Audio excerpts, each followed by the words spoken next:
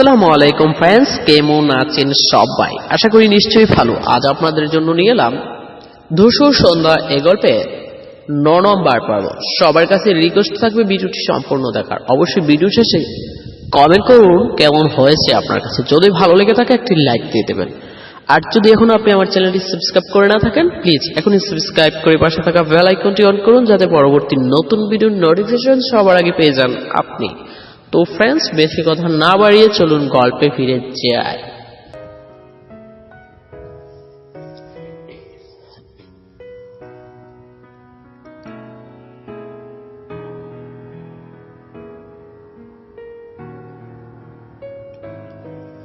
হয়তো খুনির সন্ধান আমরা পেতে চলেছি। কনস্টেবল রিফাত বলল, কি বলেন স্যার? কিভাবে? মানে কে খুনি স্যার?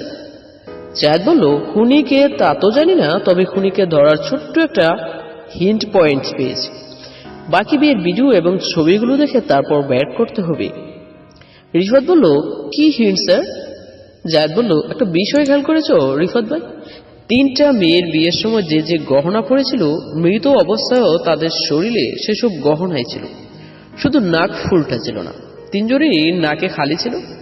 বিয়ের দিন বাঙালি মেয়েরা আর কোনো গহনা পড়ুক আর না পড়ুক, নাকফুল অবশ্যই পড়বে। এটা যুগ যুগ ধরে আমাদের দেশের প্রথা। আর এরা নাকফুল পড়বে না তা তো হয় না।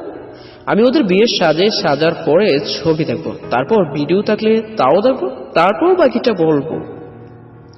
রিফাত মৃত মেয়েদের বাড়িতে ফোন করে কথা বলল। তাদের একজনের কাছে ছবি আছে, ভিডিও করেনি তারা। আর অন্যজনের ভিডিওগুলো ক্যামেরাম্যান কাছ থেকে আনাই হয়নি। রিফাত জায়েদের থেকে পারমিশন নিয়ে সেগুলো আনতে গেল।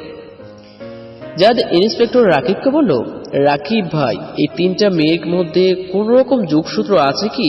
মানে এরা কাউকে চিনে বা কখনো দেখা হয়েছে কি? রাকিব বলল, না স্যার, 3জনের পরিবারকে জিজ্ঞেস করেছিলাম, কিন্তু তারা কেউ চিনতে পারেনি। তাছাড়া 3জন ঢাকা 3টা আলাদা ল কলেজে পড়ত। 3জনই LLB অনার্স করেছিল এবং ওদের বিষয় সম্পূর্ণ আলাদা ছিল। বয়স আর জন্ম তারিখ বাদে কারোর সাথে কিছুই মিলে না। ও হ্যাঁ, আরেকটা মিল হচ্ছে 3জনই আমাদের একই শহরে পড়াশোনার জন্য ঢাকায় থাকতো। আর কোনো যোগসূত্র? 3জন কি কোনো কোচিং এ পড়তো, বা 3জন কলেজের মধ্যে কোনো যোগসূত্র? সাকিব বলল, না স্যার। তবে রিফাত বলল, তবে এক কাজ করো, কলেজের কর্তৃপক্ষকে ফোন দিয়ে জিজ্ঞেস করো আমাদের শহর থেকে ওইসব কলেজের আয় কয়জন মেয়ে পড়াশোনা করে এবং তাদের মধ্যে কার কার জন্ম তারিখ 22 এপ্রিল এবং রানিং বয়স তাদের সব লিস্ট তৈরি করো। সম্ভব হলে কলেজের প্রতিটা বিভাগের স্টুডেন্ট ডিটেলস দেখো, যে কয়টা মেয়ের জন্ম তারিখ 22 এপ্রিল এবং যাদের বয়স 22 বছর তাদের লিস্ট আনা হোক যত দ্রুত সম্ভব।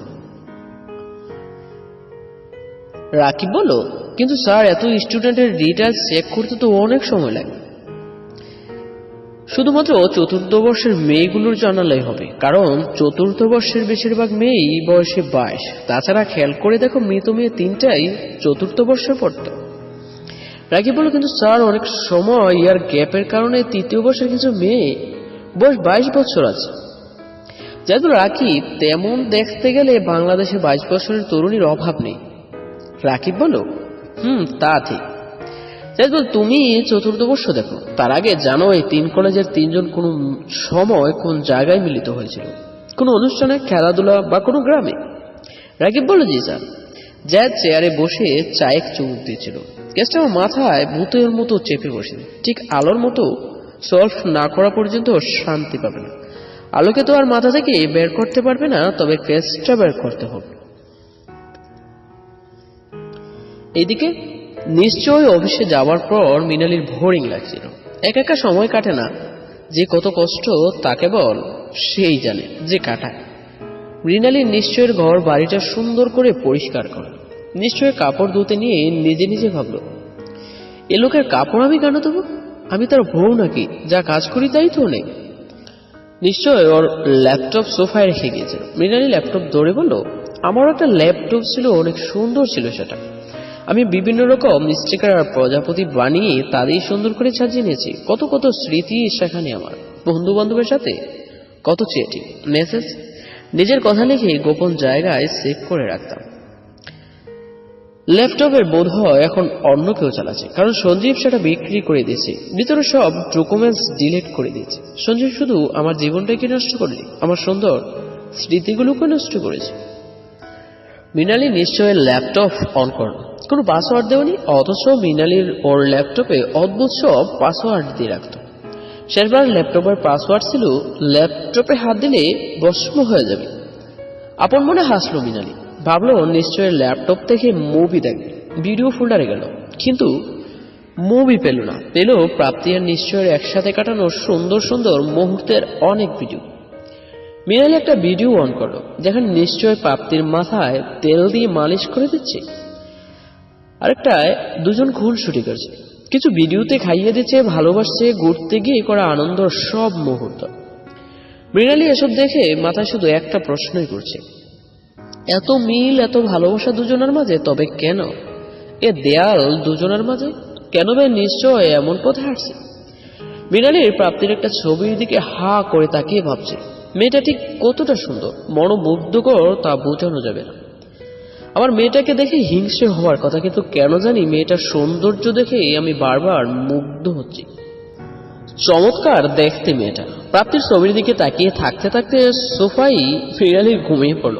ঘুম ভাঙলো নিশ্চয় ডাকে। ঘুম ঘুম চোখে ঘড়ির দিকে তাকিয়ে দেখলো বেলা 12টা বাজে মাত্র।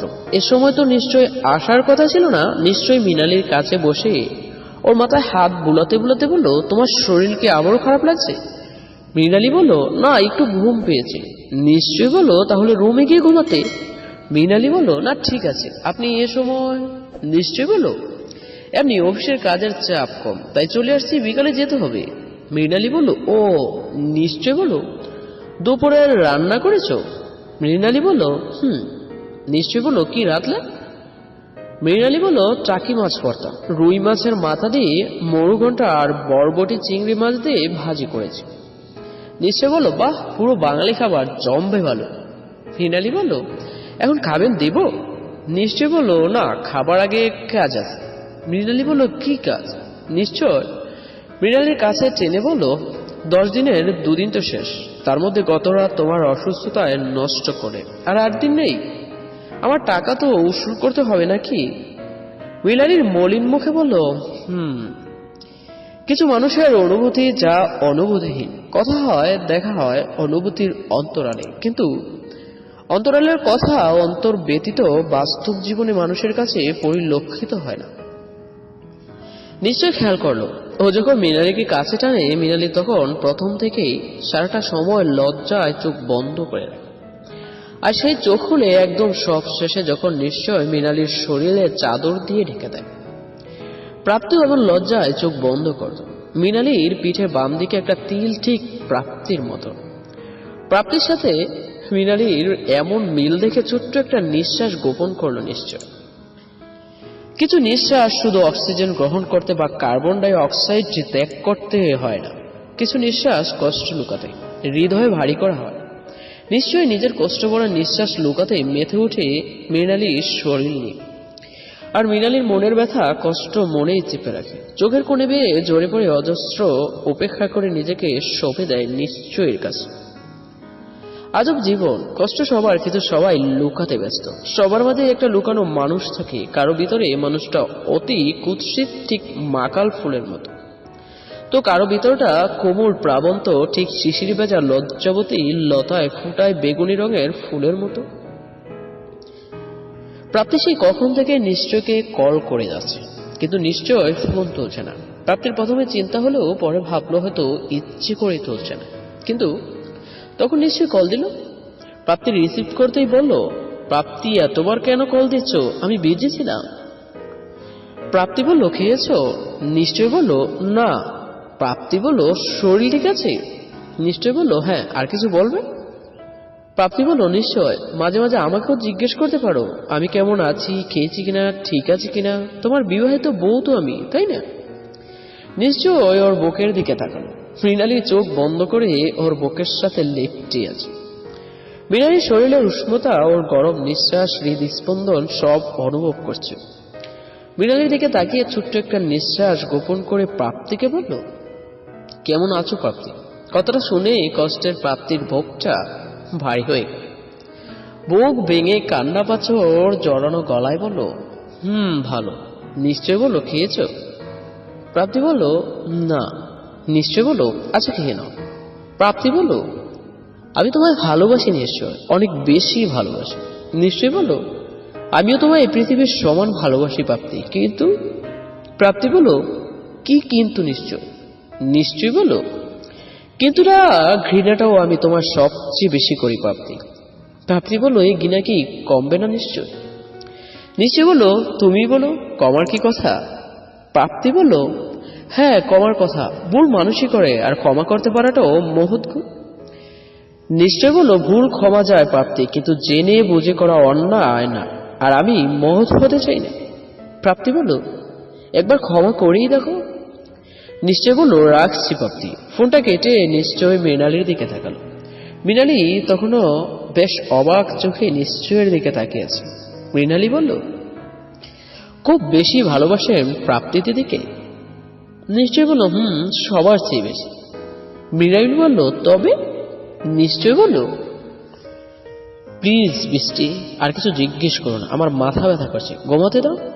প্রাপ্তি ফোন কেটে কান্নায় ভেঙে পড়ল। প্রাপ্তির মা পরিবাণু কান্না দেখে কাছে এসে বলল, প্রাপ্তি, তোর কি কিছু জিজ্ঞেস করলে সঠিক উত্তর দিবি তো? কান্না ভেজা গলায় প্রাপ্তি বলল, প্রাপ্তির মা বলল, নিশ্চয়ের সাথে যে তোর সম্পর্ক ভালো যাচ্ছে না তা তো জানি, কিন্তু তার কারণটা কি? প্রাপ্তি বলল, আমার কালো অতীত আমার বর্তমানে আঘাত এনেছে, যার ফলে আমার ভবিষ্যৎ নষ্ট হয়ে যাচ্ছে মা। প্রাপ্তির মা বলল, কি হয়েছে? ঘটনাটা খুলে বলবি? প্রাপ্তির মা ওর মায়ের কোলে মাথা দিয়ে বলল,